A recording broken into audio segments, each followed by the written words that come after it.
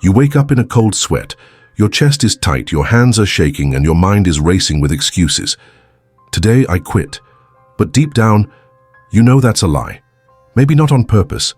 Maybe it's just the fear of facing the emptiness that shows up when the thing that fills you, the drug, the phone, the gambling, the food, the sex, the cigarettes, is suddenly gone. And then comes the question no one wants to say out loud. Why do we cling so hard to the very thing that's destroying us? If that question hits something inside you, go ahead and subscribe to the channel. Here, we dive into the hard stuff, not to judge but to understand. And I promise by the end of this video, the way you see addiction, maybe even yourself, will never be the same. Carl Jung, one of the most influential minds in psychology, didn't see addiction as a lack of willpower or a behavioral problem. He saw it as a misguided spiritual quest. Yes, you heard that right. Addiction, in Jung's view, isn't weakness. It's not laziness. It's a cry from the soul, a desperate search for something you haven't quite figured out yet. Jung once said, "One does not become enlightened by imagining figures of light, but by making the darkness conscious."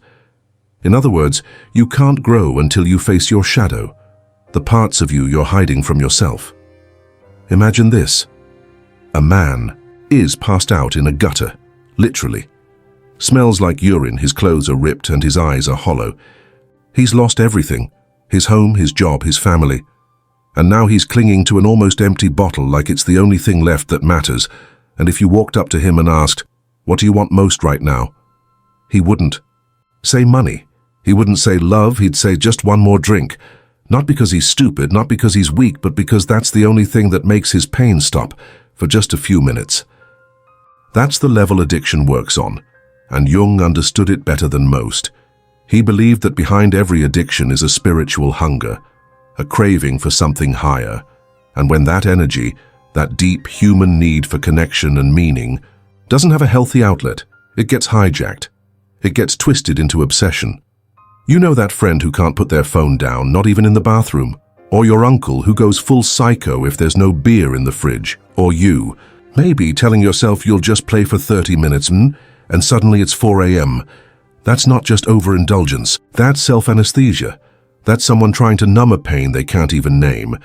Here's the uncomfortable truth, we all do this. Addiction doesn't start with a substance, it starts with a void, a quiet discomfort that grows until something, anything, and promises to make it stop. At first you choose it, then it becomes a habit, and eventually it becomes survival. Jung said something that hits hard.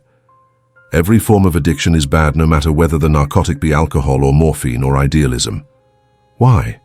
Because addiction isn't about the object, it's about the escape. And the more you try to run from your pain, the more it owns you. Now, how does this relate to you in every way? Even if you don't see yourself as addicted, chances are you're engaging in addictive behavior. It's the endless scrolling, the binge-watching, the impulse purchases, the late-night rabbit holes, the unwillingness to just be alone with yourself. Yeah, that part. It's not just heavy, it's real. Jung believed that healing starts with confronting the shadow. The shadow is every part of you that you don't want to admit is there. The anger, the fear, the shame, the impulses you suppress and the truths you avoid. And here's the kicker. Addiction feeds on the shadow. Alcohol gives the shy person permission to speak. Gambling gives the powerless a sense of control. Food wraps loneliness in a layer of sugar. Addiction promises freedom, but delivers slavery. And the worst part, the prison bars are invisible because the warden lives inside you. So, is there a way out? Yeah. But I won't lie to you. It's not some miracle cure. There's no secret hack. The path out begins with something really hard to do. Honesty. Honesty. With yourself. You have to sit with your discomfort and ask, what am I really running from? Jung taught that to heal the addict, you don't just treat the habit, you confront the wound. Let me tell you a real story, and it's a brutal one. Back in the 1930s, there was this guy named Roland Hazard, alcoholic, tried everything, doctors, clinics, promises, nothing worked, so he went to see Jung. Now Roland was expecting more of the same, but Jung looked him in the eye and said something no one had said before.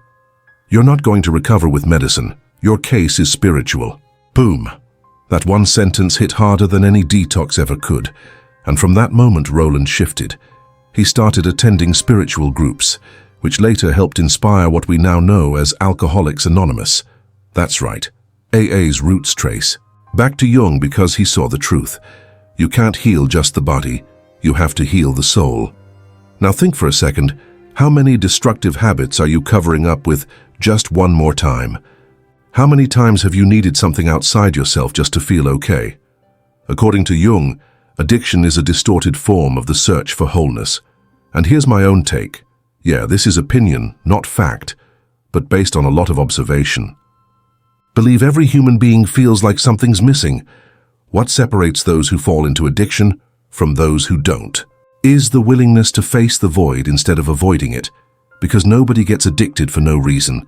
There's always a story behind it, a hurt, a loss, a rejection.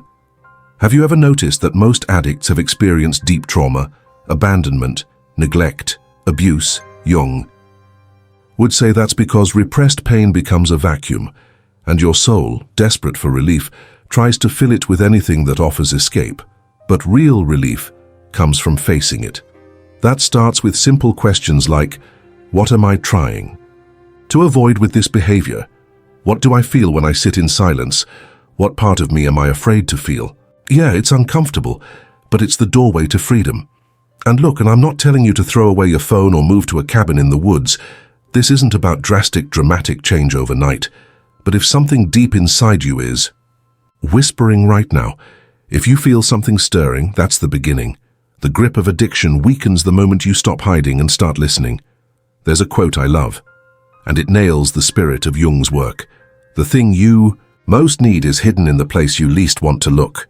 And maybe right now what you need is to pause, take a breath, and hear the silence between one impulse and the next.